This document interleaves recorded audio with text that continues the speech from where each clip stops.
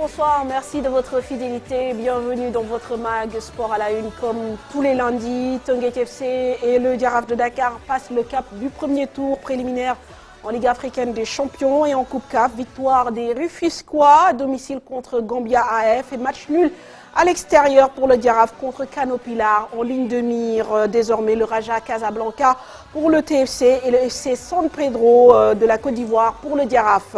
Afin de décortiquer le jeu proposé par nos deux représentants dans ces rencontres et nous parler aussi de la première titularisation de son fils dans l'équipe professionnelle du FC Metz hier en Ligue 1 française. Nous sommes ici en compagnie de Sidat Sarr, technicien et entraîneur de l'US Gorée. Bouba est parti, Ken pas encore. Le message d'alerte lancé sur les réseaux sociaux pour l'ancienne athlète sénégalaise, alitée depuis plusieurs mois, est devenu viral. Il interpelle sur la condition de vie des sportifs une fois leur carrière achevée, mais aussi l'entraide qui fait souvent défaut. Un sujet pour lequel nous avons décidé d'inviter Mamadou Diallo, ancien international qui œuvre également dans le social. Pour Ken Ndoye, l'État vient de débloquer 10 millions de francs CFA pour lui venir en aide. Nobody can stop them. Elles, ce sont les inarrêtables des femmes choisies par Rugby Afrique pour promouvoir l'image du rugby féminin à travers le continent. Fatou Sen Camara, chargée de com de la Fédération sénégalaise de rugby, fait partie de cette campagne et elle nous en dira la teneur puisqu'elle est également l'une de nos invitées sur ce plateau. Voilà pour le sommaire. Merci de votre fidélité. Bienvenue à tous.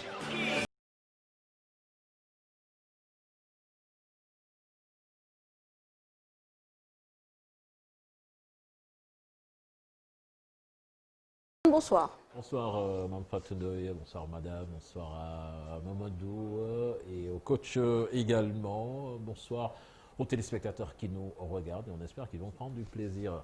N'est-ce pas? C'est ce qu'on espère. Bonsoir Fatou. Bonsoir Mme Fatou et merci de nous donner en tout cas l'opportunité de s'exprimer aujourd'hui sur le rugby. Oui. Bonsoir au cher monsieur avec qui je partage le plateau et à nos téléspectateurs qui regardent donc l'émission Sport à la Une sur la TFM. Merci Fatou Kiné. Bonsoir Sidat, bonsoir Mamadou. Sidat, bonsoir. Bonsoir Mme Fatou de m'avoir invité encore sur ce plateau pour revivre un peu les moments du foot. Vraiment, c'est un débat intéressant. Donc vraiment, je dis bonjour à tout le monde et à Chartijan et à Mamadou, mon ami et frère que j'ai trouvé ici. Donc vraiment je dis bonjour à tout le monde. Voilà, bonsoir Mamadou, ñu ngi lay ziar. waaw maa ngi lay nuyu Fatou di nuyu Sénégalais yi ñu seetaan yëpp di kontaan di ñëwaat ci plateau bi comme ni ma ko waxee di rafetlu di daje suma xarit Sidat sama frère aussi yow tamit di lay nuyu Fatou di nuyu sama ancien xarit bi Cheikh Tidiane Diawo. Ah bon, lu waral lu ñaaw. Cheikh Tidiane c'est mon sama ancien. Depuis qu'il a intégré la direction technique nationale et le beach soccer. En tant qu'entraîneur national du beach soccer adjoint, il a pris ses distances. Mais ça se comprend. di nuyu aussi tamit Fatou aussi. di kontaan aussi tamit si émission bi nga xam ne comme ni ñu koy waxee ñëpp ñoo koy seetaan. J'espère que dañ si ñaan dugg si bismillahi rahmaani rahim génn si alhamdulillahi rabbil alamin liñ siy wax tamit nit ñi mën si jëlee njariñ. Très bien, merci Mamadou. D'ailleurs, yow la ñuy tàmbaleel ndax le premier sujet qu'on va aborder ce soir, c'est bien sûr la carrière, l'après-carrière des sportifs après avoir fait briller le drapeau national sur le continent et souvent dans le monde. Nos sportifs de haut niveau tombent dans l'oubli. Certains d'entre eux sont confrontés à des difficultés d'ordre financier, social et moral. Nos larmes n'ont pas encore séché pour Bouba Diop, qu'une alerte est donnée pour une autre athlète sénégalaise aujourd'hui gravement alitée. Il s'agit de Ken Ndoye, plusieurs fois sacrée championne d'Afrique en longueur, en triple saut et même médaillée de bronze au championnat du monde d'athlétisme de 2003. Tout est parti d'un message posté sur les réseaux sociaux et qui est devenu viral. Bouba est parti, Ken pas encore, dit le message. Un appel auquel n'est pas resté insensible le ministre des Sports Matarba, Thioromar Ndiaye. L'appel sur les réseaux sociaux semble avoir eu un écho auprès des autorités étatiques et sportives. Juste après le décès de Bouba Diop, des internautes ont décrié le fait de ne pas honorer nos héros de leur vivant ou de les aider durant les difficiles périodes que certains d'entre eux traversent. Un message d'alerte a été lancé pour une grande championne actuellement très alitée. Il s'agit de Ken Ndoye, ancienne athlète sénégalaise qui a représenté dignement le Sénégal en Afrique et dans le monde. 2 fois championne championne d'Afrique de longueur 2000-2004 et du triple saut 2000-2004 et médaillée de bronze au championnat du monde de saut en 2003. Ken Ndoye a fait ses débuts en athlétisme avec une participation au championnat d'Afrique de Dakar en 1998. Perdue de vue depuis plusieurs années, cette championne qui a marqué l'athlétisme sénégalais au début des années 2000, qui a apporté 13 médailles au Sénégal, est terrassée depuis 2012 par la maladie. Alité et dans l'incapacité de se mouvoir, Ken Ndoye ne compte actuellement que sur l'assistance des proches membres de sa famille. D'après nos confrères du quotidien L'As, Matar Ba, ministre des Sports, compte lui apporter dans les plus brefs délais l'assistance de l'État. Reste à savoir combien de Ken Ndoye sont tapis dans l'ombre dans le milieu sportif après avoir porté haut le drapeau national.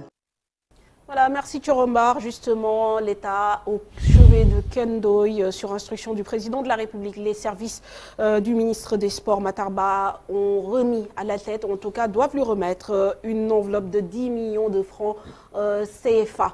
Voilà, Mamadou waxtaan mi nag lii la ndax ni ñu ko déggee am na ay sportifs, certes Cheikh mu ngi ko doon préciser et il est important de le dire. ku mel ni Pape Bouba Diop peut-être bi mu nekkee ci la feebar buggul woon ñu siiwal feebaram buggul woon peut-être soxlawul woon ndimbal moom cas exceptionnel la mais am na ñoo xam ne tamit ñu ngi dund loo xam ne lu metti gannaaw bu ñu jeexalee seen carrière nekkoon ay athlètes de haut niveau nekkoon au summum tey ñu ngi nekk ci ay jafe-jafe li tax nag ñu gën la woo keroog dañ doon waxtaan bëggoon wax ci Maradona nga ni ma Mame Fatou man de hôpital laa jóge nii parce que dafa am suñu benn mbokk koo xam ne da doon jouer football mais mi ngi ci situation bu jafe donc tey soo gisee lii par exemple ku mel ni Ken Ndoye nga xam ne pratiquement réseaux sociaux yi ñoo tax nit ñi fàttaliku ko ba dimbali ko yow lan la lay inspiré.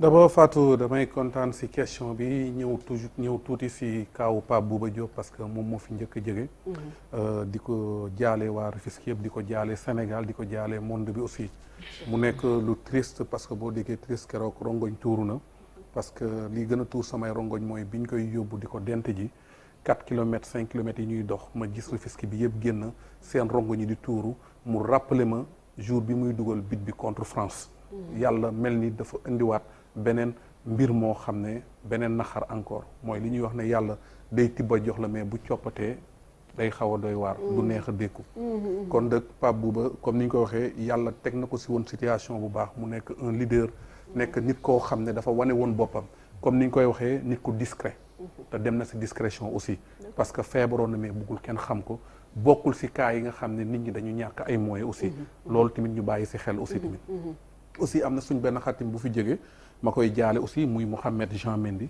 vraiment aussi nekkoon jaraaf nekkoon suñu grand frère aussi nekkoon leader nekkoon koo xam ne xol bu rafet nekkoon koo xam ne ku dëggu la moom tamit yàlla moo ko fi jëlee te bi mu ko fiy jëlee tamit wax dëgg yàlla feebar bi diirewul parce que quelques jours la def rek yàlla jëlee ko fi ma koy ñaanal ñoom ñëpp yàlla na leen suñu borom xaree àjjana léegi bu ñëwee si li nga wax dëgg la tey boo xoolee sportif yu bari tey dañuy am problème parce que tey ñu bari football nañ bàyyi nañ am na si ñoo xam ne gagné nañ seen xaalis investir si am na ñoo xam ne nag gagné wuñu lu bari am na ñoo xam ne dañu gagné aussi tamit yàq xaalis bi aussi tamit parce que waxtaante bu jotee dañuy waxante dëgg bi aussi tamit mais man fi may njëkk a mettitloo mooy état dafa war a ñëw di ñu dimbali si biir dimbal boobu nag da siy fekkal loxol borom parce que aussi tamit ñun les sportifs war nañ entité bu mu munti doon mu nekk footballeur nekk basketteur nekk lépp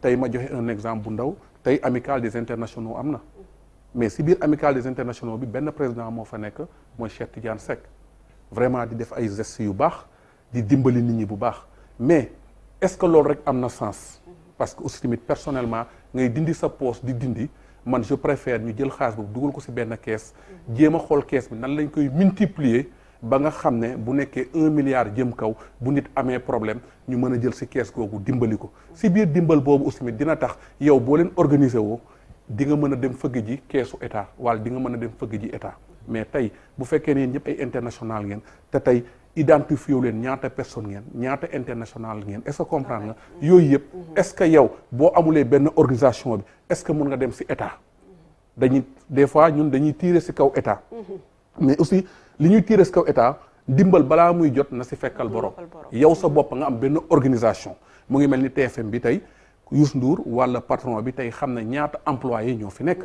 ku si nekk xam na salaire am ñaata la war a fay xam na lan la war a génnee mais ñun déjà problème boobu dañ ko am ça veut dire il faut que ñu defaat manque de cohésion d'unité foog mu amaat organisation parce que mun naa joxe tey jii Sidaat mu ngi nii toog parce que boo xoolee même bii corona bi amee première chose bi ñu njëkk a def muy man ak Victor Diagne dañ ne il faut que ñu créer benn groupe boo xam ne muy lan dajale benn xaalis boo xam ne pour mun ko jox état bi mooy fédération lañ ko jox ñu def le tout muy Sidaat di ñeneen ak ñeneen may remercier tous les internationaux ñu laaj ku nekk benn somme ne ku nekk na joxe 5000 wala 100000 wala ku nekk joxe bi ñu joxee au moins jël nañ lu tolloog 3 millions et quelques dem jox ko fédération loolu pour lan la pour dimbali footballu ci état bi parce que li tax parce que ñun dañu war a sentir suñu boppa ne suñu biir ñun war nañ participer ci état bi mais biñ ko naree def terewul Cheikh Tidiane Seck si baaxam mu ne non bàyyil ma génnee xaalis bi joxe ko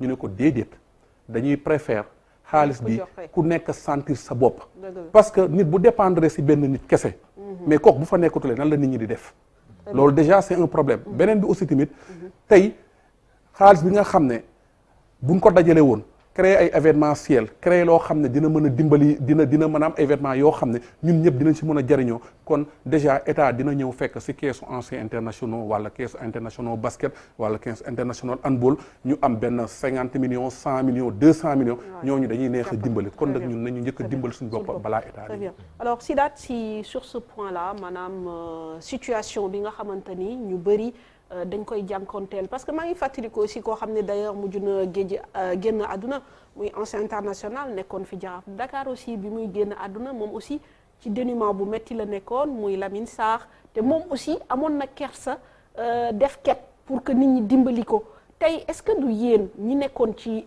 milieu football bi en tout cas di ci yëngu yéen a war a def travail de base boobu identifier yéen ñaata ngeen kan moo nekk fan pour aussi ngeen mën di dimbalante dans la discrétion parce que ñaan dafa metti laajte dafa metti te du ñëpp ñoo bëgg ñuy siiwal seen i mbir. bon c'est vrai que Mame Fatou li nga wax vraiment am na solo trop d'abord maa ngi profiter pour jaale suñu pensionnaires yi. di Pape Bouba Diop ak di Mohamed Mendy ñu xamoon ko ci Jean Mendy. man am naa chance jouer ndoog moom équipe nationale. te comme ni ko Mamadou waxee. vraiment mu nekkoon ci benn situation bu xaw a doy waar.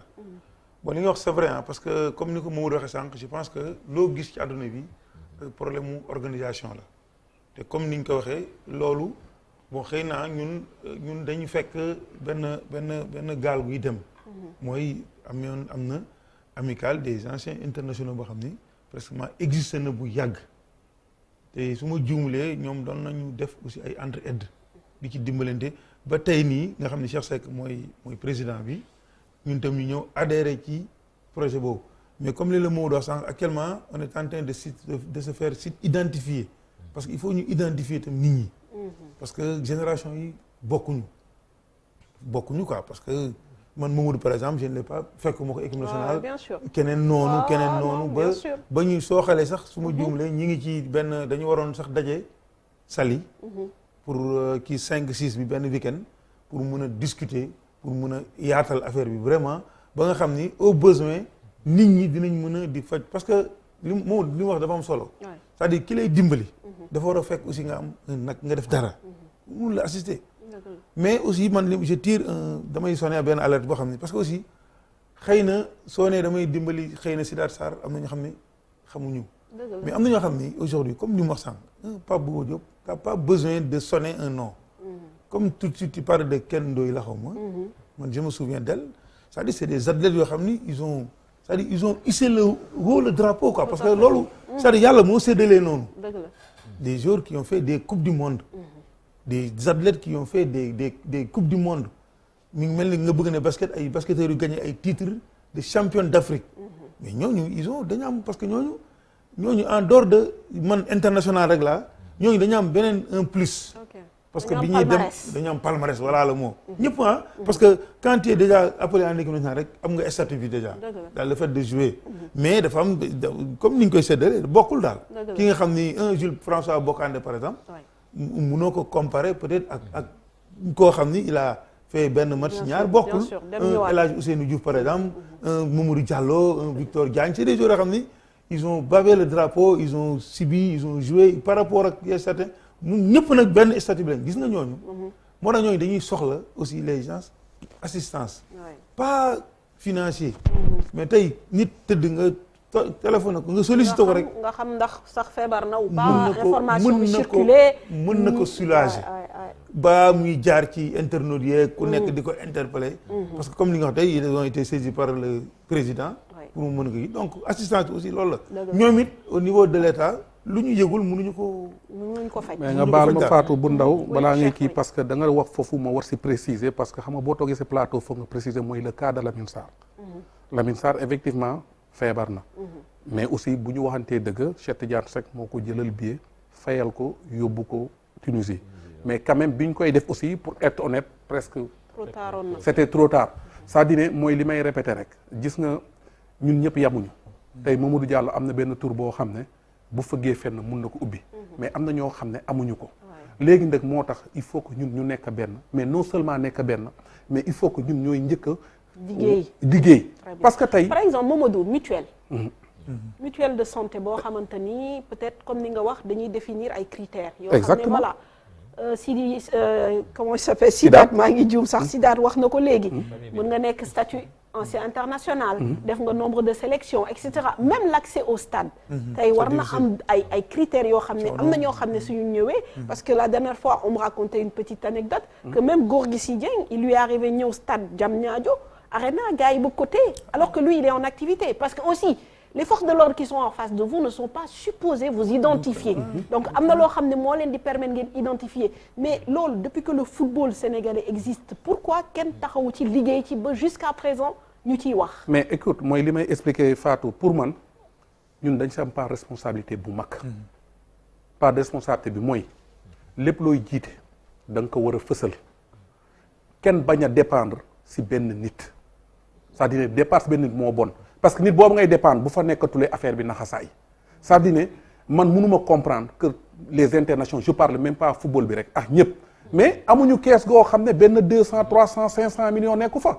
te tey jii mu wóor ne la tey boo jëloon benn 50 millions def ko fa tey nga ne Youssou Ndour kaay tëggal ñu soirée de gala dem jëm gis tous les gouvernements bi gis si ñi si am doole ñëpp ñëw jaay leen ay taabalu 2 millions 3 millions mais soirée boobu bu génnee mun nga fa récolter 500 millions donc loolu boo ko amee après di nga am force boo xam ne di nga mën a dem si état pour mën a teg ay actes donc ñun nañu dimbali suñ bopp mais état daf ñu war a gestu aussi parce que am na ñu ko soxla am na ñu ko soxlawu.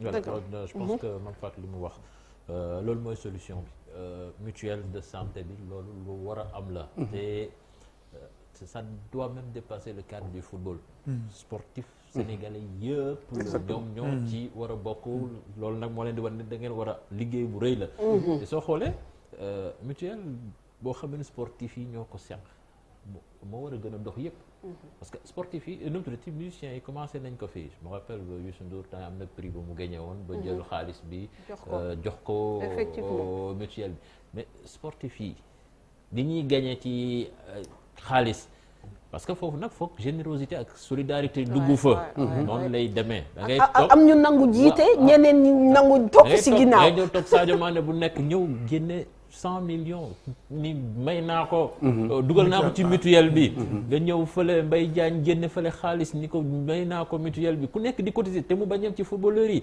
mbër bi di ko def parce que feebar ñi ngi wax ci footballeur mbër yi tamit temps yi loolu la gis nañ fii ay champion de lutte yoo xam ne actuellement dañoo tëdd ñi ngi ci basketteurs yi am nañ fay ancienne gloire yoo xam ne ni tamit noonu la xam nga c'est que sport bi looloo ci doy waar sport bi dafa am ñoo xam ne ni dañu bégguloon lu bari te sport bi fayu leen parce que jamono yi du benn léegi tey jii ni mu génération tey yii niñ ci teddee ñele teddeewul te mën na am sax ñele ñoom ñi passé sax peut-être que ñoom ñoo leen gënoon xaraj mais ñii ñoo ëpp chance te ñoom ñoo ci gën a tedd wane nag foog ñoom ñëpp tamit ñu booloo di cotiser def comme di basketteurs yi def giving back li ñu am yëpp tamit di ko delloo ci réew mi xam ni tôt ou tard su yëf yi doxee ñoom ñoo si jëriñ. mais gis nga Lion Cheikh ma wax la doguma la tu sais que il faut que benn moment mooy li ma lay wax rek lépp suñu responsabilité la nekk.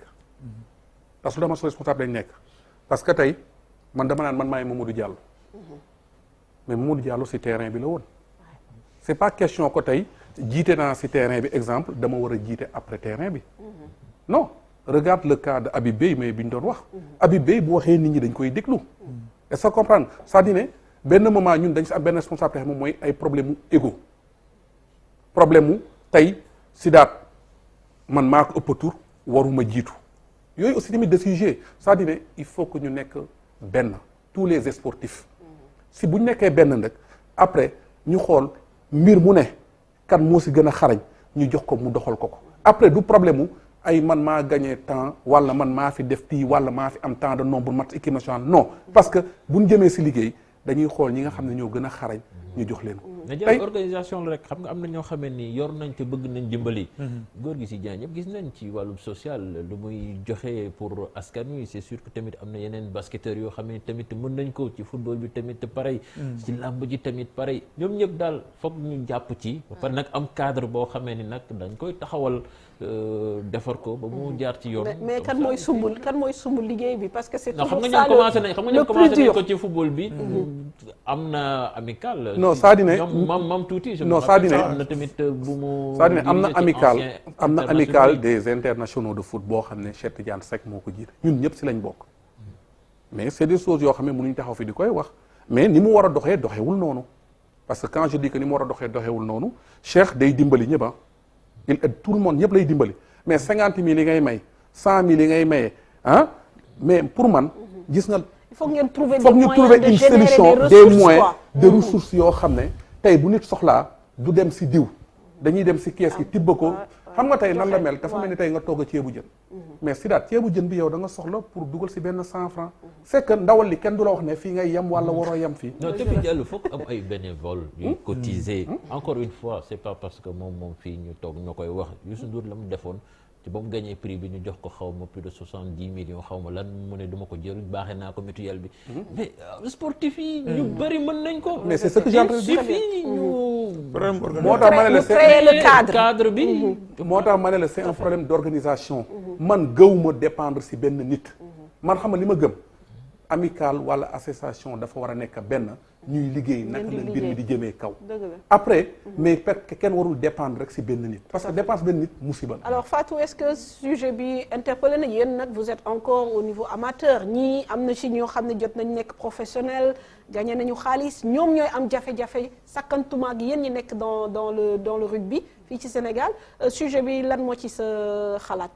waaw effectivement jafe-jafe yi ñëpp gis nañ ko ci sportif yi donc c'est dans toutes les disciplines comme ni nga ko waxee ñun actuellement ay rugby donc c'est un sport amateur n'empêche on a aussi des joueurs qui sont à l'étranger qui jouent dans des équipes donc dans des championnats professionnels et je rejoins en tout cas mon collègue ce qu'il a dit il faudrait que les sportifs vraiment s'associent sur toutes les disciplines et sur toutes les formes de sport qu'il existe au Sénégal ñu xam ne que benn lañu et qu'on trouve vraiment une solution après donc la carrière sportive de la personne que ce soit dans toutes les disciplines parce qu'il nous arrive aussi des fois dans le rugby d'avoir des cas comme ça mais au niveau international pas encore au niveau du Sénégal voilà mais au niveau international peut-être qu'il y en a dans le championnat français ou autre mais pour l'instant on n'a pas encore ce cas-là ici au Sénégal mais aussi on aimerait bien que ce soit effectif cette solidarité-là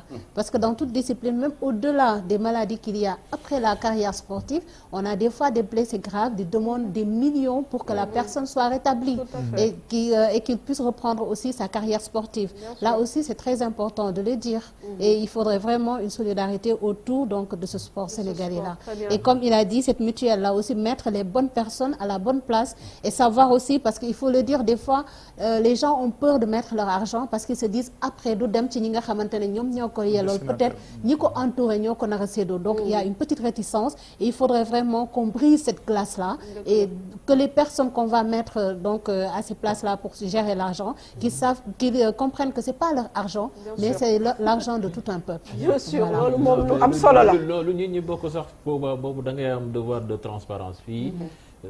Sénégal moom ñu bëri dañ leen di dénk ay structure wàllu finance moom dañuy wax ni c'est secret ñoom rek ñoo koy. ñoom ñoo koy mais genre yu mel noonu nga xamee ni ay nit ñooy ñëw di dugal seen xaalis ak kii yooyu compte bi dafa war a nem traité compte yi dafa war a nekk à la portée de tout le monde. mais ma jox la bu ndaw gis nga bi ñu defee gaynde de foot exemple si daat du ma bàyyi ma fet biñ ne dama koy dugal ñu ngi ko dugal sama compte man personnellement maa njëkk a refusé mais du ma ko dugal sama compte nañ jël xaalis bi tey du fi finance na dem fédération c'est-à-dire ne man li ma gëm il faut que ñu nekk benn deuxième bi aussi il faut que ñu xam ne football bi du ñëpp ñoo yem même wërsëg sport tey li mu dul santé yàlla am na keneen koo xam ne nekkul situation boobu mais du suñu ngóora aussi parce que nit dina décrocher ay contrat yoo xam ne chance la nit dina mën football te du am yenn chance yi te du mën a laaj kenn je pense que la meilleure solution bi mooy qu'on être ensemble mais si biir loolu ñun suñ bopp ñu njëkk a dimbali suñ bopp képp ku ñuy dimbali day ñëw fekk ne fi am na lu fi tegee ba pare mais bu fa dara tegewulee tey mënuñu ne dañuy dem Youssou Ndour war ñu tëggal benn soirée ba pare yoruñu benn somme boo xam ne war na mais boobu tamit day fekk comme ni ñuy wax que mu am ay précurseurs am ñoo xam ne tamit dañuy nangu volontaire pour mën a def liggéey bi comme li nga wax parce que affaire bi tamit liggéey la daal maanaam il faut nga identifier foog nga dem seeti nit ñi foog nga waxtaan je veux dire il faut nga am tamit xolu def ko nit ñi aussi nangul la ko parce que sinon événement yu mel nii malheureusement yu triste yi mooy tax nit ñi di ci waxaat mais bu ñu paree dafay mel ni ku nekk da ngay delluwaat ca la nga nekkoon ñu fàtte ko te mun na daal ku nekk donc il faut que je pense que nii tamit appel la pour yéen ñi nga xam ne yéen a nekk ci football bi c'est vrai que tey Mamadou Diallo mën na taper à une porte gars yi ubbil ko mais bu amee doole si ginnaawam foofu la waxtaan bi di gën a neexee voilà et en plus l'affaire Ken Ndoye quand même faut déplorer que nos États soit toujours dans la réaction. Parce que exactement dañoo. mooy li may wax le manque d'information. feebar bi yàgg na bon dama ni yëguñ ko dama xaw ma yëg nañ ko xaw ma yëguñ ko mais dañoo xaar ba yëf yi def tolle ci réseaux sociaux yi. que ñu commencé def geste te yëf yi warul demee noonu. parce que xam nga des fois c'est li di waral loolu da ngay yow nekk si benn famille boo xam ne ñun on est ay sénégalais lañ duñ bëgg affaire bi siiw. léegi nag moo tax yu demee noonu tey ñun suñ bopp bu ñu jegee kuréel bu ñu munti nekk ñu defar ko ba mu baax ñun suñ bopp ñooy njëkk a génnee aide bi ba pare état ñëw fekk man loolu laa gëm. ba pare mu am ay interlocuteurs parce que sportif bi tamit mën na feebar. bëgg jooytu mais kan lay waxal. kan mooy la personne désignée autorisée pour ma mën wax ak yow. dans si sutura ak teraanga nga régler ma son problème te kenn du ko yëg. exactement donc loolu aussi foog ngeen régler ko seen biir. si daat lan nga si bëgg yokk foofu la ñuy jeexale mais loolu aussi li ma si mën a yokk rek mooy. je pense que responsabilité fédération yi tamit am na ci comme ni Cheikh wax sànq je pense que aujourd'hui ku ci nekk ci discipline bi nga doon yëngatu s'il y a des soo ci amee problème je pense que ki la war a njëkk assister mooy d'abord tes partenaires yi nga nekkaloon mais ak sa fédération avant état di ñëw parce que pour man bon j'ai eu l'exemple du football comme ni ko Mamadou waxee man gis naa au niveau de la fédération parfois s'il y a des situations yu mel noonu ñoom dañuy assister. mais tey fédération yu bëri Sénégal ñoom dañ leen di assister. bu ñu war a def compétition état bi moo lay jox xaalis lépp état bi lay jox xam nga ku ñuy assister tamit pour nga assister day métti loolu mais Cheikh dafa développé sànq lu am solo quand il parle de nos temps. ay temps ak cette nouvelle vague de jeunes footballeurs buy émerger aujourd'hui comme il a dit je donne un exemple un Sadio Mané ñun ñëpp gis nañ li muy def ci social. un Mbaye Diagne gis nañ ko un Gorgui Dieng gis nañ ko. mais comme li nga wax la gestion tamit moo tax sànq moo soo gisee ak moo doon un peu discuter football bi de comme ni ñu ko xamee les gens sont en train de mettre en place ça existait franchement amoon na moo tax on avait prévu une rencontre le 5-6 bi à Saly pour se retrouver pour discuter pour je sais que loolu yii da ci boobu parce que man par exemple j'ai dans cette amicale comme bi mu ko waxee noonu man retrouvé naa sax ñoo xam ne entraîné nañ man bi may nekkee joueur équipe nationale. je donne un exemple un Boubacar Sarr Locotte man quand je jouais en équipe nationale entraîneur la fa woon te on se retrouve ci amicale bi ay Médoune Mar par exemple c'est des gens yoo xam ni man bi ñuy jouer police man ramasseur laa woon Demba Diop. xam nga titre ak ñoom. parce que en plus génération yi day passé. voilà dañ du ñëpp ngay xam yow. moo tax se retrouver discuter comme ni mu wax c'est important. tout à fait qu'on se retrouve là au moins cas yi mel nii parce que du c'est pas le football seulement. bien sûr mi ngi ci basket bi mi ngi ci bi ba pare structure ko ba nga xam ni comme li nga wax tey ki nga xam ne dañ ko teg ci buntu stade bi pour mu taxaw di gérer la sécurité wala mais mu binduñu fi Mamadou Diallo. binduñu fi mais. certes dinañu am mais Mamadou Diallo prend 20 ans. voilà donc binduñu ko ci léegi soo fekkee nag ñun au niveau de l'amical identifier nañ comme ni nga waxee. xam nañu diagnostiqué nañ ba defar suñu vie ba mettre ko en place am naa yaakaar ni xëy na li ñuy jàmbat yi nii yëpp. dina faju parce que ça crée beaucoup de frustration aussi. on se rappelle de Etienne Préra. loolu xam ñooñu dafa nekk ay nit ñoo xam ne ils ont donné tellement de bonheur à ce peuple. ba suñu demee loolu dal leen xam nga sport bi jamono yooyu fayul woon comme ni muy fay. non mooy li may fekk ne la Cheikh xam nga ku nekk ak sa chance. dafa am génération bu nekk lan la am chance mais gis nga génération ñi di ñëw ñoo koy liggéey comme ñi fa nekk ñi fa njëkk a nekk ñoo koy liggéey. bàyyil fi ñii di ñëw ñeneen liggéey bàyyil ñi fi ñëw maintenant nag dañuy wante dëgg foofu le problème am parce que tey comme Sidaat li muy expliqué ñun bi ñu créé gaynde de foot nii mais amical bi moo ko waroon njëkk a créé tey si gaynde de foot si la ñu bari retrouver seen bopp si biir amical bi parce que il faut affaire yi il faut que ñu wax ko ni mu demee léegi nag après du ñàkk y a des égos y a am na lii am na problème parce que day am problème mais ce qui est important que c'est le bien commun, le collectif. De tout le monde être tout à fait. Ensemble. Effectivement. Merci Mamadou. Donc voilà, on a tenu à consacrer cette première partie. Hein. C'est une parenthèse, évidemment, on aurait pu beaucoup plus développer donc à la carrière des sportifs, leur reconversion et parfois les difficultés. Et je pense que toutes les disciplines, comme le disait Fatou, sont concernées. À présent, on va dérouler l'actualité, même du football, notamment avec nos clubs sénégalais qui valident leur qualification au second tour des compétitions africaines. Hier, le Teungueth FC s'est imposé devant Gambia AF sur le score de 2-0 au stade Lat Dior de Thiès. Mais les Rufisquois ont dû se déployer face à des Gambiens costauds et entreprenants. Paul Bassène, avec son numéro 19 sur le dos, en hommage à Pape Bouba Diop et El Hadj Omar Fall, rentrés en cours de jeu, ont marqué les 2 buts de Teungueth FC en seconde période. Résumé de la rencontre, Fatima Touré. Au stade Lat Dior, le club et les supporters de Teungueth FC ont tenu à rendre hommage à Pape Bouba Diop, l'ancien international natif de Rufisque, décédé à l'âge de 42 ans et qui repose désormais au cimetière de Dangou. Émotion ou pression du match à domicile, les Rufisquois font une entrée en matière un peu timorée. Les Gambiens se montrent dangereux dès l'entame de partie. Ils trouvent la barre puis obligent le portier Moussa Sarr à réaliser 2 belles parades. Côté Teungueth FC, le joueur le plus en vue dans ses 45 premières minutes est Valère Paul Bassène, l'international junior, qui élimine 2 joueurs sur son côté gauche mais rate le cadre. Côté Rufisquois, on se marche souvent sur les pieds dans la surface des vérités. Malgré leurs occasions franches, les Gambiens ne sont pas plus efficaces dans cette première période. La donne va changer en seconde période. Les Rufisquois reviennent des vestiaires avec plus d'allant. Déjà très actifs lors des 45 premières minutes, Paul Bassène verra ses efforts récompensés. Sur une longue touche de Muntaro Baldé, Baye Djibi Diop dévie la balle, réceptionnée par l'international junior, qui contrôle la poitrine et trompe le portier gambien d'une frappe croisée. L'occasion pour celui-ci qui porte le numéro 19 d'aller au poteau de corner et de rendre hommage à Pape Bouba Diop.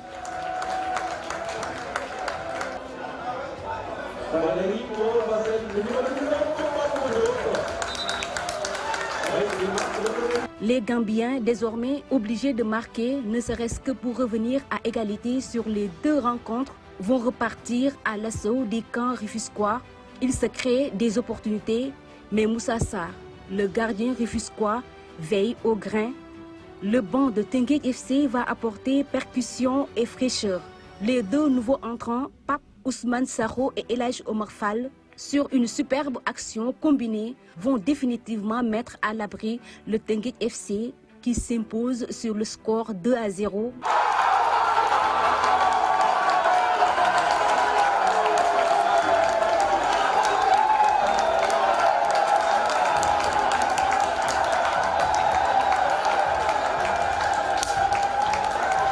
Première étape franchie pour l'équipe rufisquoise qui, fin décembre, défiera le Raja Blanca pour le second tour des éliminatoires de la Ligue africaine des champions.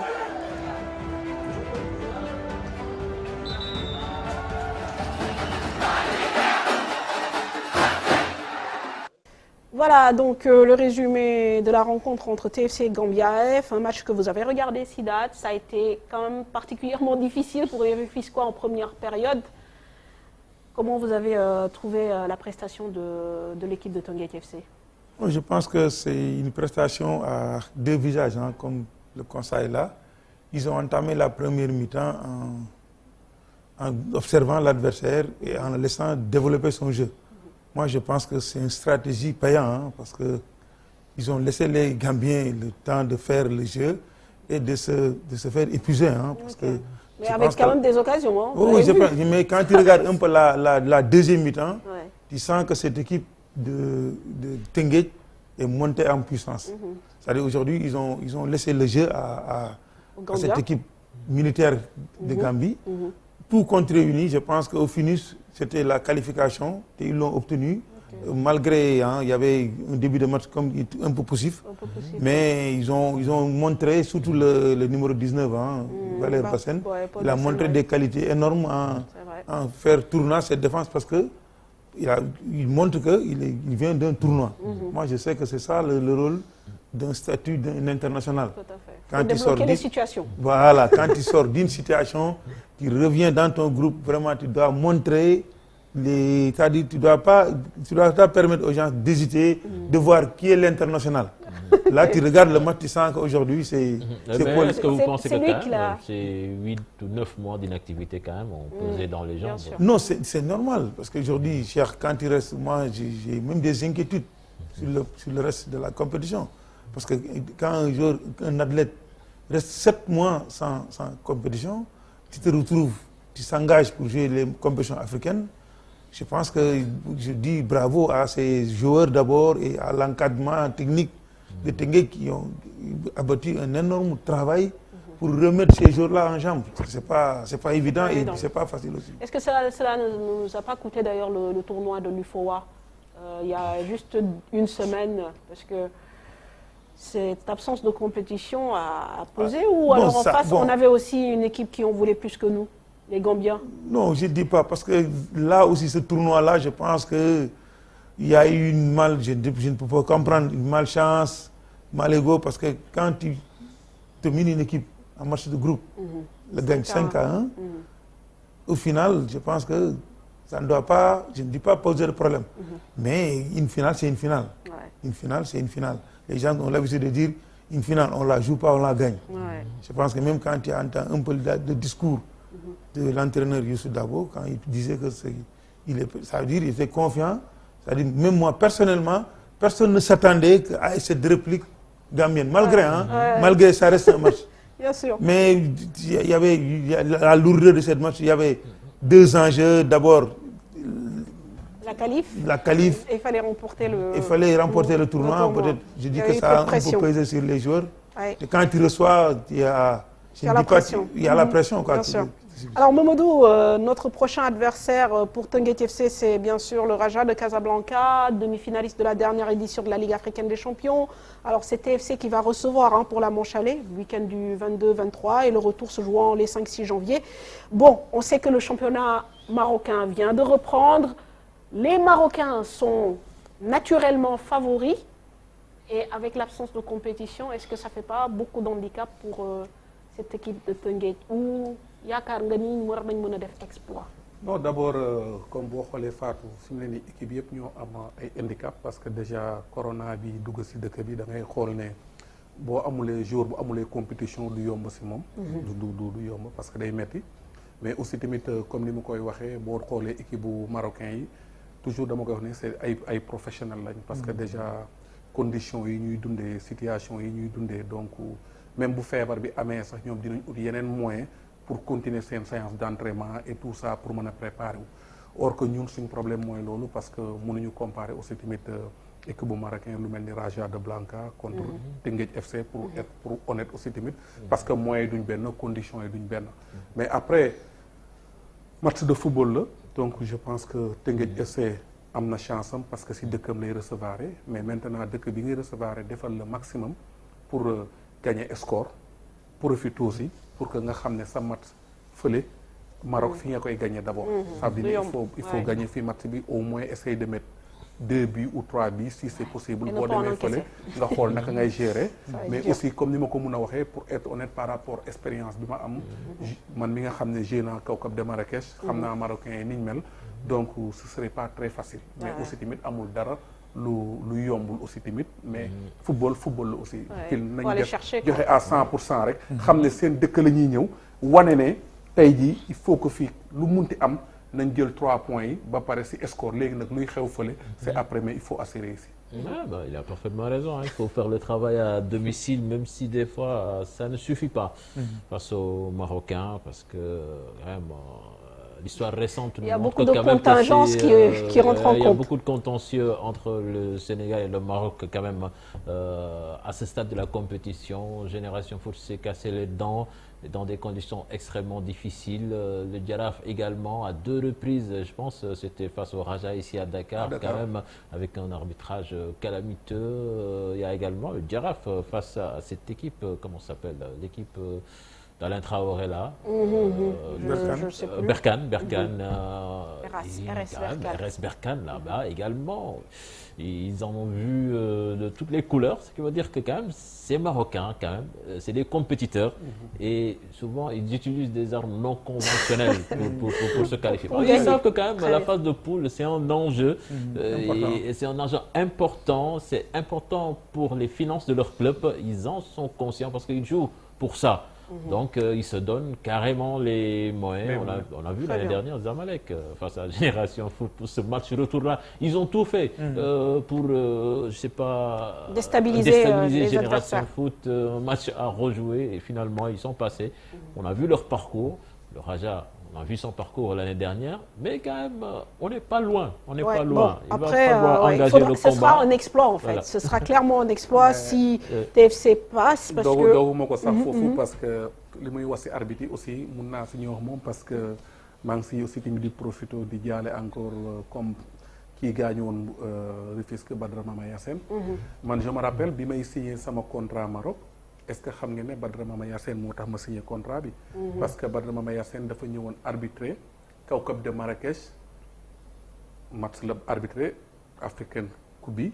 bi ñu ñëwee def nañ le tout pour gagner Kawkab mënul gagner équipe bi après président bi demandé ko mais Badara lan moo tax mënuma gagner qualification yi mu ne ko parce que da ngeen manqué attaquant mu ne ko est-ce que mën naa la recommander pour nga utal ma attaquant Sénégal. man sama contrat bi ma signé ça s'est passé comme ça.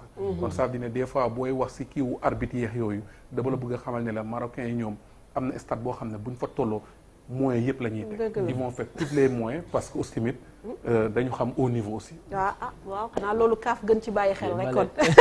Alors on va aussi parler Sidat du Jaraaf de Dakar qui a validé sa qualification en obtenant le point du nul à Kano, donc score final 0-0 contre le Kano Pilar. À l'aller, les Médinois s'étaient imposés sur le score de 3-1. Une performance à saluer quand on sait que l'équipe du Jaraaf a quitté Dakar le vendredi, veille du match, pour rejoindre l'état de Kano, n'est arrivé que le samedi matin. Donc une défaillance quand même, il faut le dire, dans l'organisation à cause des tests Covid qui n'étaient pas enregistrés sur la plateforme de la compagnie qui devait donc les ramener au Nigeria mardi dernier. Ils devaient partir d'abord mardi. Finalement, le voyage a été repoussé jusqu'à vendredi. Et bon, le Jaraaf a fait quand même le boulot. Et le Jaraaf va rencontrer Sidat, le FC San Pedro. Là où on peut être confiant, c'est que le championnat ivoirien n'a pas non plus repris. Il a été décalé. Actuellement, le FC San Pedro d'ailleurs est en Libye pour faire 2 matchs amicaux contre d'ailleurs la grosse équipe d'Al Ahly. Vous avez regardé cette équipe jaraafoise, médinoise on va dire, qui lors du match aller s'est créé beaucoup d'occasions. Est-ce que vous pensez que bon, ça va être un derby ouest-africain, donc Ça peut peut-être être, un peu plus d'impact physique avec un peu plus de ça peut être un bataille. derby, hein, comme tu le penses. Mais je pense qu'aujourd'hui, on a l'avantage d'abord d'avoir deux grosses écuries qui représentent le Sénégal. Parce qu'aujourd'hui, quand tu parles du Jaraaf, je pense que c'est une équipe qui a beaucoup d'expérience en compétition africaine. En même temps, cette année, ils se sont renforcés avec des joueurs vraiment de qualité.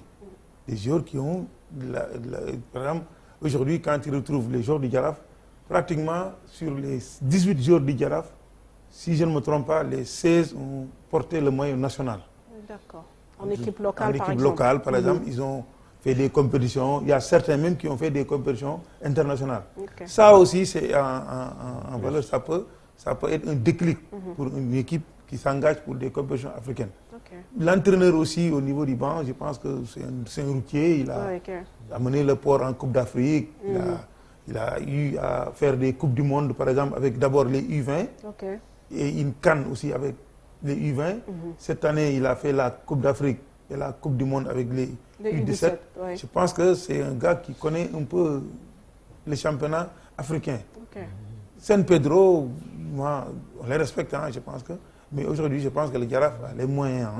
A une carte à jouer, quoi. A une carte à jouer.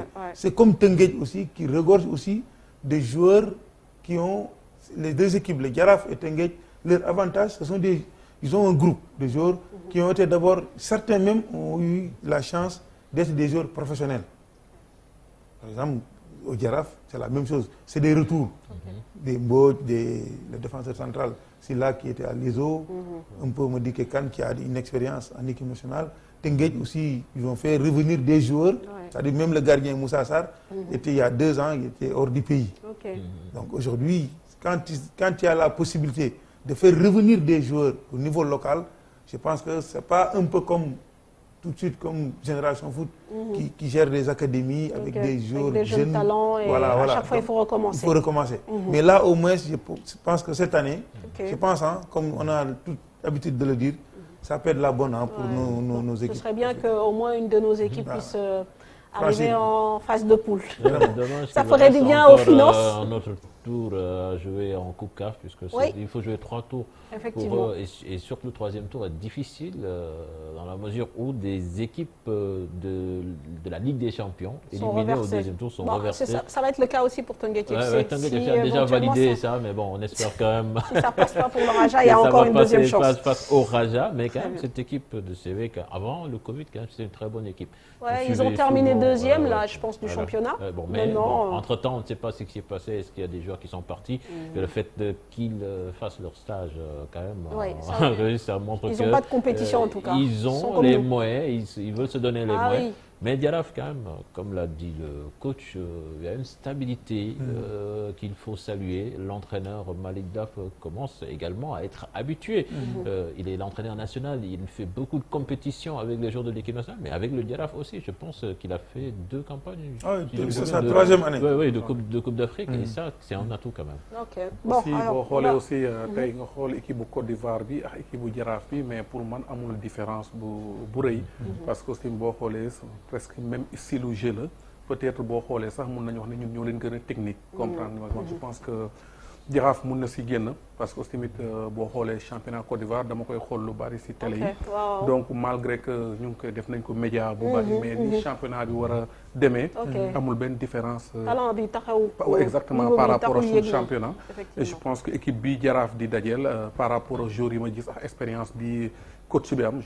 c'est 50-50. Jaraaf war na si mën a génn. Très bien ñoom tamit ñooy recevoir aller après retour bi comme ñi ñëpp ñu ngi soog a dugg en compétition muy Raja muy FC San Pedro ñoom 2e tour la ñuy commencer donc équipe bu Sénégal yi ñooy recevoir après retour bi ñoom ñu dem fekk li si leen si seeni dëkk. Alors Sidat Sarr, sans transition, on va parler de foot européen puisque hier aussi je pense que vous avez vécu de grosses émotions. Votre fils a donc entraîné sa première titularisation en Ligue 1 française. Il s'agit en l'occurrence de Pape Matar Sarr qui est tombé sur une grosse écurie avec le FC Metz. Donc Lyon, bon, malheureusement, une défaite 3-1. Alors, Pape Matar a joué les 45 premières minutes. Bon, il est difficile de parler de son fils, de juger quelqu'un qui nous est très proche, mais comment vous l'avez trouvé? Et comment se passe son intégration avec le FC Metz? Je pense que c'est son intégration, c'est une continuité, hein, parce que je pense qu'il était un joueur de Génération Foot. Génération Foot et Metz, il y a une verticalité. Donc, heureusement, il a eu la chance d'avoir un Olivier Perrin qui l'a détecté avec Salam Lam au niveau de Abdoulaye Sarr, au niveau de Génération Foot. Parce qu'il ne faut pas oublier qu'il appartient, ses débuts, il l'avait fait à Walidan, hein, National 1. Bon, après, la Génération l'a détecté par le canal de Abdoulaye Sarr et de Salam Lam, plus Olivier Perrin. Olivier, depuis 2 ans, il est à Metz, comme je pense, chargé de la formation. Donc, je pense que lui, il a facilité son intégration. Bon, même moi, en tant qu'entraîneur, hein, j'ai été même agréablement surpris de le voir jouer à ce niveau. Parce qu'aujourd'hui, un jeune qui reste 7 mois sans jouer, hein, pour être vrai, parce qu'il a arrêté à jouer depuis le confinement au Sénégal. Le mois de mars, Il est parti, je pense, vers le 26 septembre. Donc aujourd'hui, ça ne fait même pas 2-3 mois. Mais la preuve, le premier jour qu'il m'a appelé pour me dire qu'il est dans le groupe, j'étais même surpris. Parce que j'ai dit, écoute, comment un joueur peut quitter fraîchement le Sénégal, partir en France? Parce que moi, je me rappelle au début du championnat de France, tous les matchs de Metz, je les regardais avec lui à la télé. C'est-à-dire je savais qu'il allait là-bas pour lui montrer un peu les matchs de Metz. Aujourd'hui, moi, j'ai été surpris à 2 semaines, 3 semaines de son arrivée. Il me dit qu'il est dans le groupe. Dit, donc c'est de bon augure, quoi. Comment tu as fait pour intégrer le groupe? Mais bon, à un moment, je sais que parfois, on a l'habitude de dire que le talent ne ment pas. Je pense qu'il a montré peut-être des qualités. C'est pour cela, hier matin, il m'a même surpris parce qu'au petit réveil, c'est lui qui m'appelle pour me dire que je suis dans le groupe pour démarrer le match. Je dis, ah oui, mais attends, nous, ce qu'on peut faire, c'est te donner des prières. Vraiment, on te souhaite vraiment d'abord de faire un bon match. Mais je les conseille en disant, écoute, crois à tes qualités. Si l'entraîneur a confiance en toi, en te mettant dans le groupe, c'est parce qu'il pense que tu peux lui apporter quelque chose. Joue comme tu le sens, joue comme tu as l'habitude de jouer. Et franchement, bon, ce que j'ai regardé pendant les 45 premières minutes, il n'a pas été à un certain niveau, mais... Mais justement, c'est ça, c'est ça mon interpellation. Il est quand même timide. Moi, je l'ai côtoyé de très près. Dans un groupe, il s'efface. Même dans un match, on sait qu'il a le bagage nécessaire, mais des fois, il ne force pas les choses, quoi. Est-ce que ça, c'est pas un problème quand même dans ce milieu professionnel où il est actuellement, où il doit se faire violence? C'est que Mme Fatou l'a dit tout de suite. Moi, je peux pas juger parti. C'est difficile. Mais il est arrivé à mettre dans une situation excessivement difficile quand même. Parce que là, Metz, c'est pas Dakar. Il fait excessivement froid. Moi, je le sens, on a un peu échangé. Mais tout le temps, moi, je sais. Parce qu'au début, c'était quelqu'un qui est habitué à jouer sur 25-26 degrés. Tu vois, Metz, c'est pratiquement la zone la plus froide de France. Mais tout compte réuni. L'autre aspect, il vient d'arriver. Je pense que c'est un jour. Mais comme tu dis, par exemple, tu le sens dans le jeu, il est pas timide. Mais c'est pas... il y a des aspects à travailler, les jeunes aussi. Voilà, là, c'est le rôle peut-être de son entraîneur. Même à Génération Foot. Je me rappelle à l'entraînement, il y a certains de ses formateurs qui lui disaient mais boy, il ne le faisait pas parce que déjà il était très jeune. Et voilà, moi je pense aussi, moi, ce qui m'est arrivé hier avec Metz, m'est arrivé aussi le premier jour qu'il m'a appelé pour me dire qu'il est dans le groupe de Génération Foot pour discuter un match à Louga. Ce matin-là aussi, je me suis réveillé un matin, il m'appelle. Papa, je suis convoqué dans le groupe. J'ai dit, écoute, quel groupe? Tu es invité pour aller regarder un match à Louga? Il me dit oui, mais j'ai dit non. D'accord. Alors, Mamadou, je ne sais pas, vous avez vu Pape Matar jouer, notamment lors de la Coupe du Monde U17. C'est un joueur dont le talent est vraiment loué. Même la dernière fois aussi, Madi Touré présent ici sur ce plateau, nous a annoncé que beaucoup de gros clubs étaient sur lui. Maintenant, le plus dur, hein, quand on signe professionnel, aussi jeune, c'est de confirmer. Et comme le dit Cher, le milieu professionnel, c'est un milieu dur. Il faut se battre, il faut se faire de la place, voilà. Et donc, qu'est-ce que vous avez envie de lui donner comme conseil? Non, d'abord, je sais que Sidath am na yoo xam ne mënu ko parce que tey sa doom mënoo si wax yenn yi. Mais li ma mën a wax déjà xale bu am talent la. xale bu am talent ba pare aussi gis naa si moom fulla ak fayda mais quand même comme ni ñu koy waxee déjà li mu def facilul. parce que déjà boo jegee Sénégal dem Europe changement de climat bi day am. déjà imaginez yaa ngi si degré 25 26 nga dem fële commencé nekk si moins. te mètre boo xoolee mooy dëkk yi gën a sedd si dëkk yi. aussi beneen bi intégration bi mu am sax dafa baax parce que deful sax parce que souvent xoolal jour yi fi jógee à l'époque. dañuy jouer réserve lu bëri dem fi def fa 6 mois 7 mois 8 mois avant ñuy intégrer moom presque en 3 mois mu intégrer équipe A bi pour man ce qui est important na jéem a calme ba pare.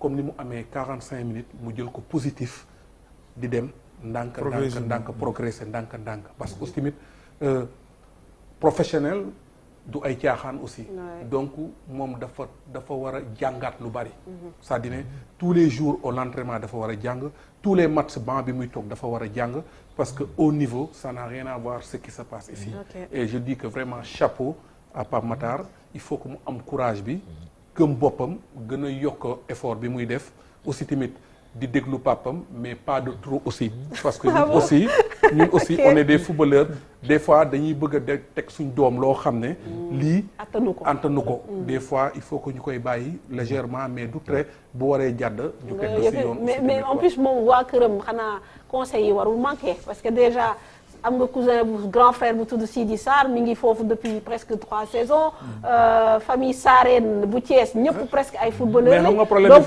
bu Sidath waxul moom ñeneen ñi mën nañu wax exactement mais xam nga toujours fi may waxee mooy famille bu xësee famille toujours day waxee ak xol c'est-à-dire ne xale bi mun na nekk si niveau bi ndànk la war a demee mais yow da ngay bëgg immédiatement mu jege statut bi ñëw statut bale kon ça veut dire ne des fois mun nañ koy jox conseil mais ñi nekk si biti bañ ko jege ñoom ñoo koy gën a mun a pousse mu dem parce que yow toujours da ngay bëgg sa doom que ce soit que mu nekk moom que ñoom Sidi Sarr et tout ça dañuy bëgg mu arriver à un certain niveau maintenant il faut jox ko ay conseils mais aussi il faut être dem ndànk parce que da jël coup franc du dóor parce que dans l'effectif de Metz il y a pas mieux que lui ci côté boobu mais exactement loolu dafa rare dóor buy dugal coup franc dafa rare c'est-à-dire li gën a graaw si li mu am mooy coup franc yi da ko war di assurer di ko dóor xam nga lu tax parce que coup franc yi moom moo koy mun a may touche bi nga xam ne mu àgg c'est un plus parce que coup franc am si match nga ñëw dugal ko comme ni mu daan bégalee en équipe nationale tey looloo ko may mu mën a nekk fi mu nekk donc il faut que muy jël responsabilité mais aussi ba tey facile dans le milieu pro il faut que timit ngay am ku lay encadrer di lay gën a pousse aussi parce que man je me rappelle mus naa jouer Gothenburg marqué match am penalty war ko jël penalty bi dóor capitaine bi ñëw ne ma da tegal ballon bi kii moo koy dóor parce que te mënoo jël risque ne da nga koy jëli parce que dafa am ay lois yuy am aussi tamit foofu noonu dafa am hiérarchie daal maanaam merci Mamadou alors on va parler d'un autre joueur qui lui aussi est passé par le championnat sénégalais. Il est l'actuel 3e meilleur buteur en Ligue 2 française et à peine arrivé pour ses premiers pas dans le foot professionnel. Il n'a pas mis du temps à s'imposer. Déjà 7 buts en 13 rencontres avec le Chamois Niortais, soit une ratio d'un but tous les 2 matchs. Il s'agit bien sûr de Pape Ibnouba qui réalise un très bon début de saison. Une nouvelle étape de franchie après 3 ans passés en amateur dans le club de l'Atlético Marseille. Il s'est entretenu avec Mamadou Ndiaye. Droit de cette défense et on comprend mieux pourquoi en voyant cette accélération il y a du monde dans cette surface. Le centre il est parfait vers Pape Ibnouba pour l'ouverture du score. Il est en train de faire son petit bonhomme de chemin. L'ancien meilleur buteur de Ligue Pro saison 2015-2016 FC. Donc je vais continuer à bosser, continuer à travailler. J'espère, Inch'Allah, je vais atteindre mes objectifs. Essayer que le club maintienne en Ligue 2. Pape Ibnouba a évolué pendant 3 saisons au Consolat Marseille, un club amateur en France, avant de signer en début de saison dans son premier contrat professionnel en Ligue 2 française. Il faut jouer National 1, National 2, National 3. le meilleur buteur national début. Du coup, en 2020, il a signé son premier contrat à Niort. Donc là, Manignor. Aujourd'hui, Pape Ibnouba ne se fixe pas de limite. À 27 ans, il rêve aussi d'honorer sa première sélection avec l'équipe nationale A. J'aurais pour jouer Sendek. Donc là, je suis à Niort et je vais continuer à bosser, continuer à marquer beaucoup de buts parce que attaquant là, donc attaquant pour but et de faire marquer aussi mes coéquipiers. Donc Inch'Allah, si un jour l'équipe nationale du Sénégal m'appelle, pourquoi pas, je serai présent.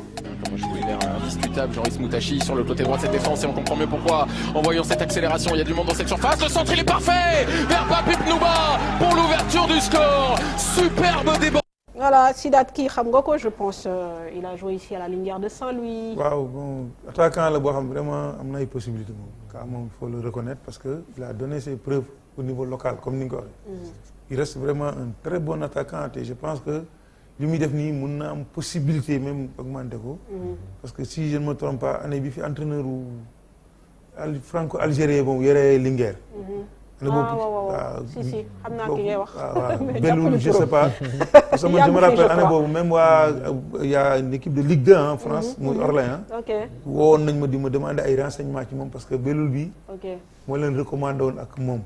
Après, je pense Mamadou Niang ak Souleymane Diawara. Souleymane Diawara, parce que ñoom ñoo ko jël donc mais il reste un joueur boo xam ni je pense que. En tout cas, il est puissant. Non, et puis dafa mën a dugal but. Non mais yow coach nga ci championnat Sénégal bi ak défense yu métti yi attaquant bu ci dugal bi bëri rek fekk. te je me rappelle si moo ko mujjee bi ma koy njëkk gis à Demba Diop boobu Boukounta moo leen njëkkoon yor. Mais je pense que il avait marqué 4 buts. Il faut un zoom sur la presse sénégalaise. Là. Effectivement. Et puis là, il est venu en fait pour remplacer un joueur qui s'est blessé, qui avait marqué avec le Chamois niortais 15 buts l'année dernière. Mais à ce rythme, je pense qu'il va vite le rattraper puisque, bon, comme je le disais tout à l'heure, il est déjà à 7 buts en 13 matchs. Voilà, on va parler pour boucler cette page football et recevoir notre troisième invité, Fatou. On va parler donc des principaux résultats dans les championnats européens. En Espagne, le Real Madrid retrouve un peu d'allant, tandis que Cadiz met fin à une série de 4 victoires du FC Barcelone. En France, le PSG renoue aussi avec la victoire contre Montpellier et un Gana Gueye titulaire. En Angleterre, Tottenham, leader de la Première Ligue, mais qui sont dans le souffle dans son coup de Chelsea et de Liverpool, Ibrahima Kane. En Premier League, Liverpool cartonne et s'accroche à Tottenham. Les Reds sont répondus dimanche à la victoire de Tottenham.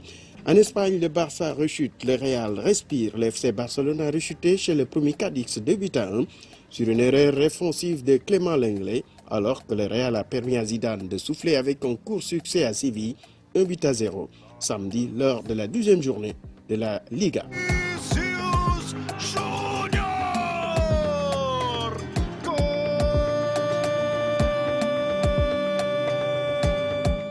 En Italie, l'AS Milan, malgré l'absence de Zlatan Ibrahimovic, ne faiblit pas à Sassuolo. 2020 continues and it finishes here. Sampdoria. Voilà, merci Ibrahim Diouf, vous l'aurez rectifié de vous-même. Dans quelques instants, nous allons échanger avec Fatou Sen Camara, qui est la chargée de communication de la Fédération sénégalaise de rugby. Mais auparavant, on va vous présenter ce qu'on appelle les inarrêtables. C'est la campagne lancée par rubrique Rugby Afrique pour valoriser l'image du rugby féminin. 60 femmes venant de 19 pays ont eu la chance d'être sélectionnées par le jury de cette campagne. Parmi elles, notre invité du jour. Donc, sa mission est d'aider au développement du rugby féminin ici au Sénégal. Mais d'ailleurs, joue-t-on au rugby féminin au Sénégal? Si oui, où et comment? Réponse dans ce reportage de Momodou Ndiaye, les images de Khadim Sissi. Promouvoir le rugby féminin, un challenge pour les inarrêtables. Une association qui travaille dans ce sens. D'ailleurs, elle lance une campagne historique pour l'Afrique. La campagne c'était une sélection de filles qui ont raconté leur histoire et qu'à travers le rugby, ce que le rugby a fait pour elles. Et comment elles sont devenues en pratiquant ce sport. Déjà pour sport rek boo nee rugby rek ñëppay tiit di daw ne noo jigéen buy rugby c'est un peu difficile donc ñun aussi loolu combat la ci ñun xeex loolu noonu ba def ni ñu am plus de jigéen. C'est un sport que les gens ne connaissent pas parce qu'ils le qualifient d'un sport brutal.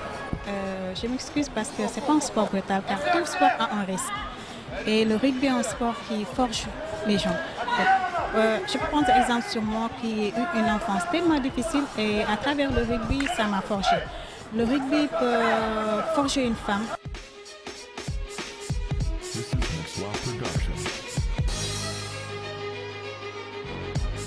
Plus de 60 femmes de 19 pays, dont le Sénégal, vont participer à cette campagne qui vise à lutter contre la stigmatisation et mieux vulgariser le rugby féminin à 7. jaar naa si yenn sport yi mais li tax ma bàyyi loolu yëpp ñëw si rugby bi maa ko xam it gi nag boo jàppul dara doo mën a xam ne moo si ne nañ ñëw essayer ñu xool amul luñ siy ragal ñun ñëpp ay sportif lañu. C'est vrai que c'est un sport où il y a du contact. Moi j'aime bien dire que c'est un sport de combat collectif. Et à la différence du foot par exemple, il n'y a pas de place pour les individualités parce que c'est le groupe qui va gagner ensemble. Et aujourd'hui, pour les femmes au Sénégal, de ce que je peux en voir avec ma petite expérience, ça fait 5 ans que je suis sur le territoire, ça peut être des fois aussi des mondes entre les femmes qui sont très dures. Elles sont très dures des fois entre elles et là ça leur permet d'être vraiment soudées et de vraiment développer un esprit d'équipe et de camaraderie. Les inarrêtables africaines seront les ambassadrices du rugby féminin en Afrique et dans leurs pays respectifs. Elles auront pour mission de mettre en place des projets pour le développement du rugby féminin.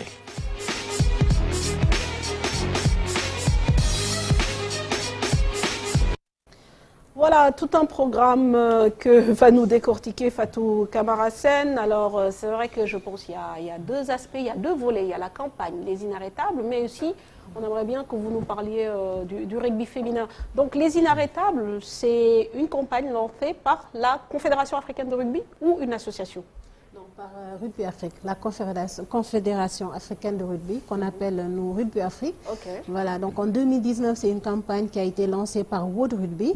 Et c'est Anna-Michel Préra, que vous avez vu tout à l'heure, qui parlait, qui était sélectionnée comme sénégalaise dans ce programme-là. Et cette année, donc, Rugby Afrique a décidé de lancer sa propre campagne d'inarrêtable. Et la campagne s'appelle Try and Stop Us.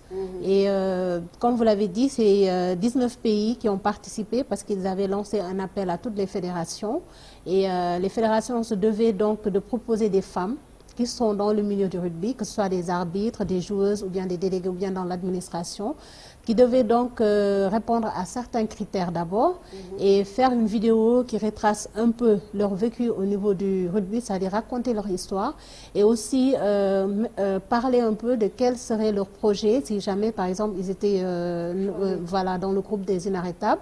Et ils en ont choisi 12 de nationalités différentes. Donc là, nous sommes 12 ambassadrices de nationalités différentes qui ont pour mission de développer le rugby donc, dans nos pays respectifs et au niveau international. D'accord, donc vous faites partie de ces 12 élus. Félicitations. Merci. Alors, maintenant, vous avez un gros chantier, c'est développer le rugby féminin. Quel est le projet que vous avez proposé qui a séduit Rugby Afrique? Bon, en tout cas, moi j'avais proposé à ce que le rugby féminin, vraiment au niveau de toute l'Afrique, qu'on puisse travailler dans la solidarité. Si on veut vraiment développer le rugby, qu'on ne se limite pas seulement tout simplement dans nos pays, mais qu'on puisse mettre en place un programme international qui va regrouper tous les pays où on joue le rugby et vraiment de voir aussi comment aider les femmes qui sont dans le rugby parce que c'est pas évident.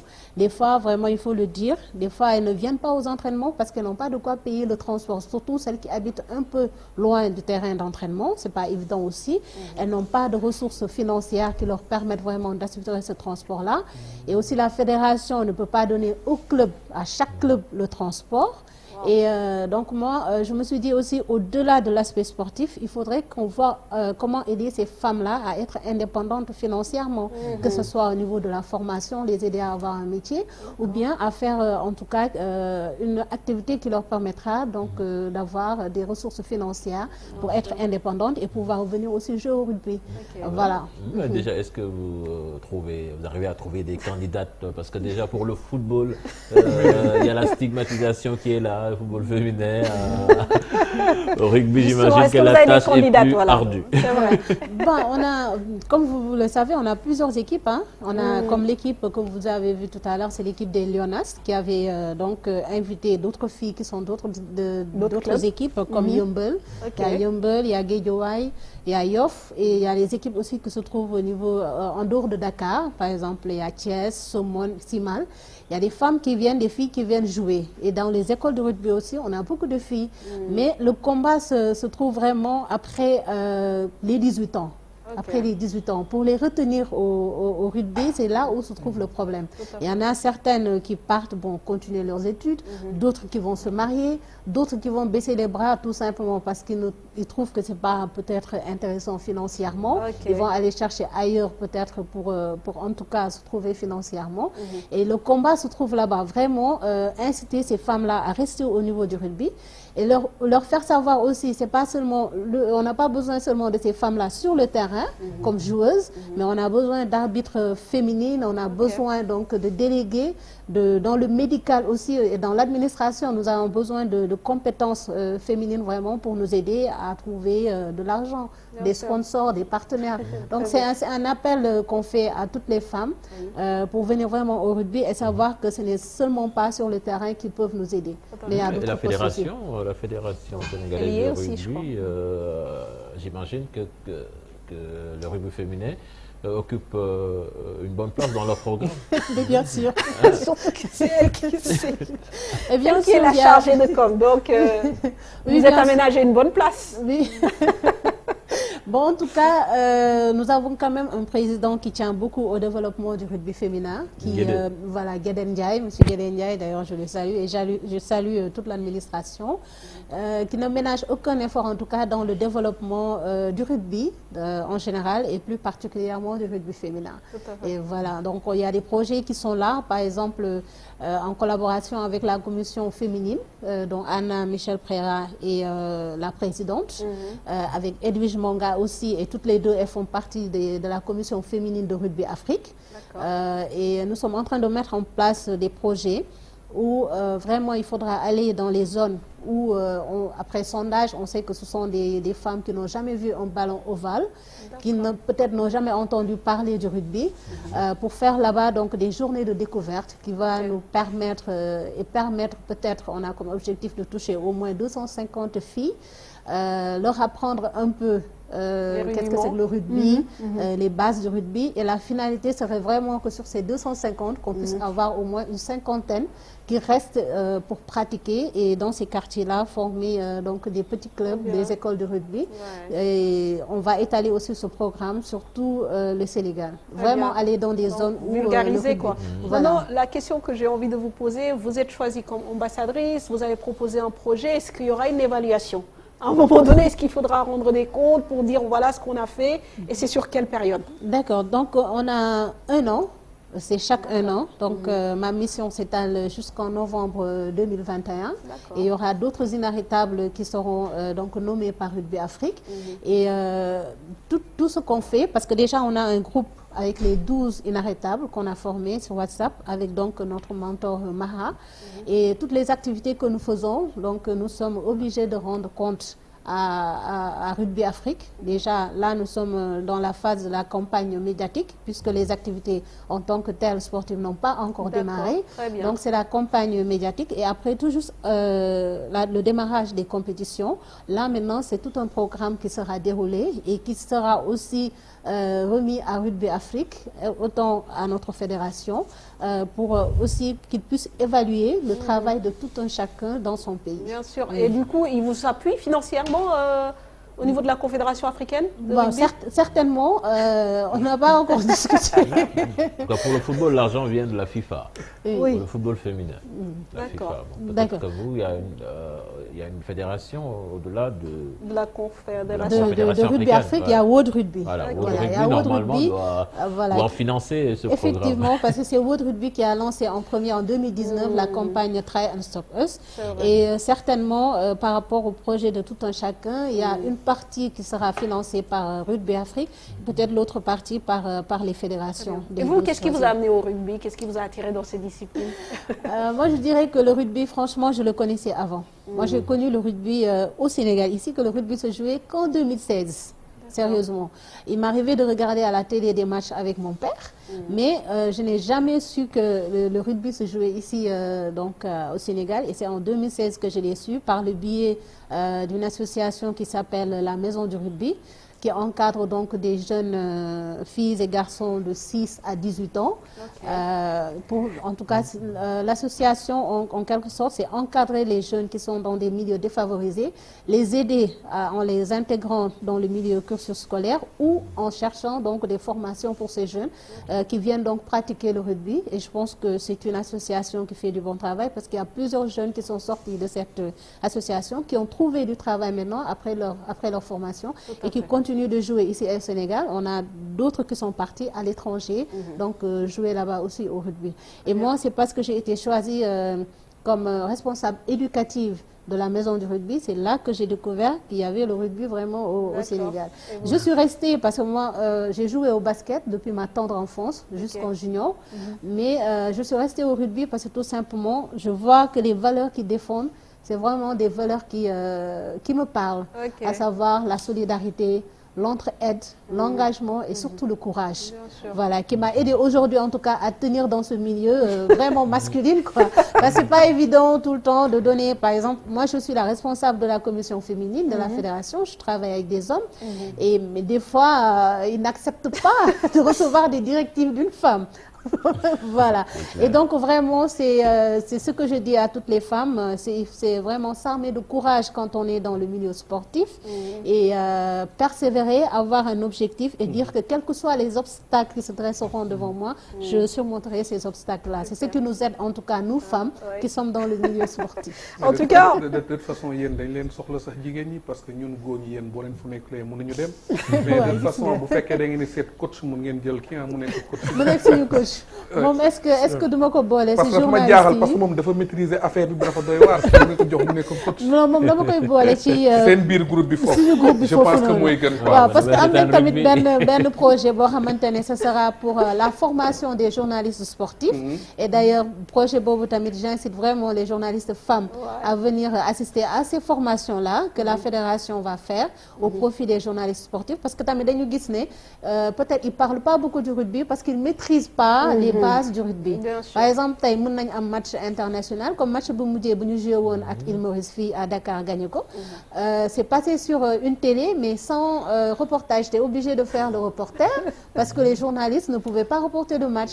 Et puis on s'est dit maintenant si on forme ces journalistes-là vraiment à connaître le rugby parce qu'on les blâme pas, on peut pas communiquer sur quelque chose qu'on ne maîtrise pas forcément. Donc on s'est dit si on les forme durant toute une année, peut-être que ces journalistes-là pourront maintenant vendre le rugby, faire des reportages, des matchs au niveau national et au niveau international. Ne t'inquiète pas, man dinaa doon man maay ménager donc foog ngeen jaar si man. ba pare doo loolu du problème dinañ jaar si yow. Très bien, alors Fatou bëggoon naa nga wax ñu un peu par rapport ak initiative yi ngeen am campagne bi par exemple tey ñi nga xam ne ñu ngi seetaan bëgg nañu xam peut-être fan la ñuy jaar pour contacter leen bu ñu leen bëgg a jàppale comme li nga wax appel aux femmes si yenn kii secteur yi nga xam ne bëgg ngeen ko renforcer.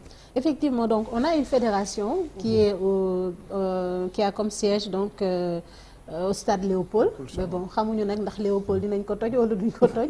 Mais jusqu'à ce que ñu ko toj on est encore là-bas.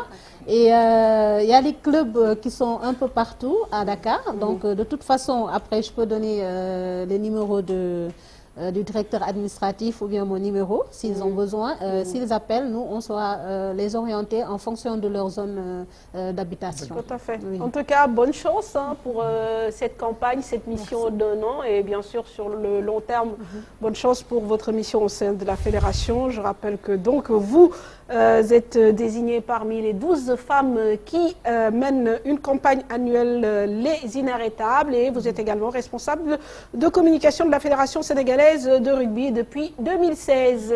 Merci Fatou, ça a été un énorme plaisir d'échanger avec vous.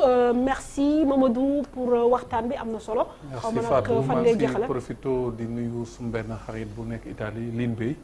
Donc vraiment maa ngi koy nuyu di ko ziare. di ko ne merci aussi quoi. très bien Sidaat ñu ngi lay jaajëfal Gorée yéen a ngi ci mise au vert bi. waaw yéen a ngi préparé wu. waaw ñu ngi mise au vert à Toubab Dialaw. dañu fa laa jógee nii sax pour ñëw. donc vraiment di passage aussi maa ngi nuyu tous les supporters et dirigeants et joueurs. de l'Union sportive de Gorée di leen souhaiter aussi que cette année vraiment ñu def une assez bonne saison. di leen remercier yéen aussi de nous avoir invités pour échanger pour waxtaan un peu ci actualité football local bi. parce que c'est important je pense que pour man looloo manqué suñu football bi. suñu football bi am na valeur. parce que joueur dafiy jógee dem Europe di jouer.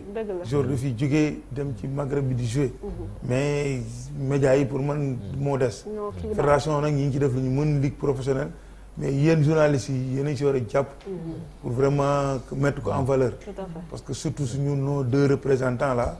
qui vont en Coupe d'Afrique aussi il y a les U17 aussi. waaw maa ngi dégg ñu naan boobu moytu compétition bi sax mën naa mu amee fii Sénégal. voilà donc ils sont au vert pour préparer seen tournoi pour qualification ñoom it. comme U17 comme U20 yi. ñoom aussi ils sont à Guéréo donc il faut vraiment ñu leen di souhaiter aussi. ñu def un assez bon tournoi pour. mun a am au moins ñaari place qualificatif pour suñu zone bi quoi. voilà day ñaanal nga am président bu bees Augustin Del CAF. maa ngi dem ba ngay wax am nga candidat. loolu moom amuñ quoi je pense que c'est le souhait de tout Sénégalais quoi. que vraiment mu atteindre dem CAF. ñu mun comme ni ñu ñaanal Gorée ñu am beneen président quoi. ak fédération aussi. En tout cas ça a été un plaisir de partager ce plateau avec vous. Bonne nuit Cheikh Tidiane. Demain Info Matin à partir de 6h30. Non, je pense que je vais fuir. Ah bon, carrément. Fatou, oui, voilà. Fatou. Donc, j'aimerais aussi remercier une brave dame qui n'a pas arrêté depuis ma nomination à vraiment m'encourager par tous ses moyens. C'est ma maman, c'est ma chère maman. Je lui dis merci parce que c'est une femme très courageuse qui a su en tout cas encadrer ses enfants pour vraiment qu'on ait une bonne éducation et qu'on puisse réussir dans notre vie. Et avec tous les problèmes qu'il y a, nous connaissons les hommes qui sont vraiment problématiques. Elle a su rester auprès de mon père pour l'épauler en tout cas et garder la symbiose de la famille. Et j'en profite pour lui dire un grand merci et à toutes les personnes en tout cas qui m'ont encouragé et aidé dans mon ascension au niveau du rugby. Très bien, on vous encourage en tout cas et on continuera de vous suivre. Voilà, merci de nous avoir suivis, vos chers téléspectateurs. Merci à toute l'équipe technique qui nous a accompagnés. Vieux Diouf à la réalisation, son bail, caméra, Ibou Diouf et un revenant, Hamza Diallo. Je n'oublie pas non plus Pape Mor et merci à Maman Diallo pour le maquillage. Merci à Lily Absa, bien sûr. Excellente soirée et à la semaine prochaine, Inch'Allah.